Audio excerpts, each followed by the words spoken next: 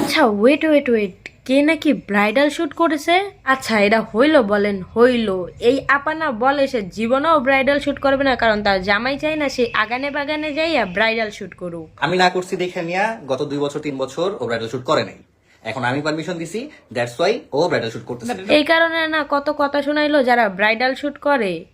ও আচ্ছা বুঝতে পারছি, পাবলিক যখন শুনলো এ ব্রাইডাল শুট করে না বা এর স্বামী করতে দেয় না, তখন পাবলিক তারে বললো আপনি তো ব্রাইডাল শুট করতেই পারবেন না, কারণ আপনারা তো ব্রাইডাল শুটে নিবেই না।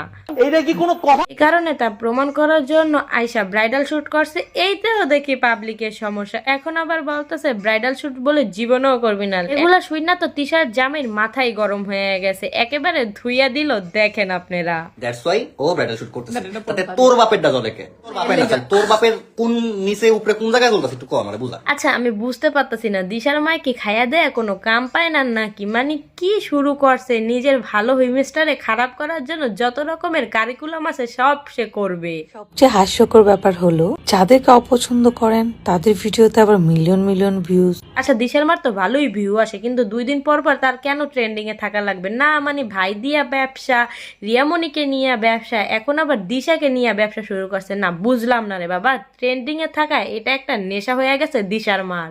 নিঃসন্দেহে তুই ঠিক কথা বলেছিস। এখন যেমনে হোক তেমনে হোক তার ট্রেন্ডিং এ থাকাই লাগবে, কিন্তু দিশারা তো আর কাজে লাগানো যাবে না, কারণ দিশার ইমেজটা তার ভালো রাখতে হবে, জানি দিশা ভবিষ্যতে বড় কিছু করে তার এই ফালতু ইমেজটারে ক্লিয়ার করতে পারে। কেসটা তুমি ধরেই ফেলেছো। এই কারণে নিজের ইমেজ ডাউন করে আপাতত ট্রেন্ডিং এ থাকে, জানি তার মেয়ের ফেস ভ্যালুটা বাড়ে। এরপরে মেয়ে যখন বড় সেলিব্রিটি হয়ে যাবে তখন তার ফেস ভ্যালু এমনিই ঠিক হয়ে যাবে। বাহ, ট্রিক্সটা কিন্তু অসাধারণ। সঠিক বলেছেন।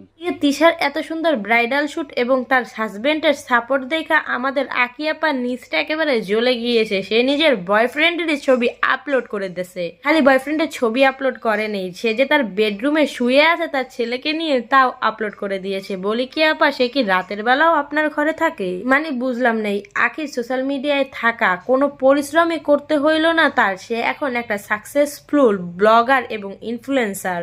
কিন্তু এত সাকসেসের পিছনে তার নাই বিন্দু পরিমাণের পরিশ্রম, যা আছে তাই সবই কন্ট্রোভার্সি। মানে কি বলবো, যাই হোক। দুই আখিরি একের পর এক কুকীর্তি মানুষ জানে দেখাও দেখতেছে না, তারা যাই করুক 7 গুণ মাফ, কারণ তারা ডিভোর্সি। হ্যাঁ মানে দুইজনেই তো এখন খান প্লাস কি হয়ে যাইতাছে। মানে ডিভোর্স হওয়ার পরে তারা আরো নিজেদের কিভাবে পাবলিক ভালোবাসতেছে, এই ভালোবাসাটা আরো বেশি করে পাওয়া যায় সেই চেষ্টা না করে উড়াধুরা আকাশে বাতাসে উড়তেছে, তাতে যাদের যা করা লাগে তাই করতেছে। দুজনের কারিকুলাম তো প্রায় সেমই, দুইজনের কারিকুলামই দেখা মনে হয় তারা খান প্লাস কি এর দিকে একটু একটু করে আগিয়ে যাচ্ছে।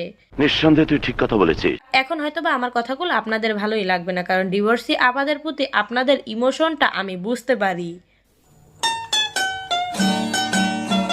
কিন্তু ভাই মাঝে মাঝে ইমোশন বাদ দিয়া লজিক দিয়াও ভাবতে হয় যে এরা কি করতেছে, আসলে সমাজে এগো দিয়ে কি উপকার আর কি অপকার হইতেছে এইটা তো বুঝা লাগবে। আর যদি না বুঝেন তাহলে ভাষাইরা পাতা খান, সমস্যা কি?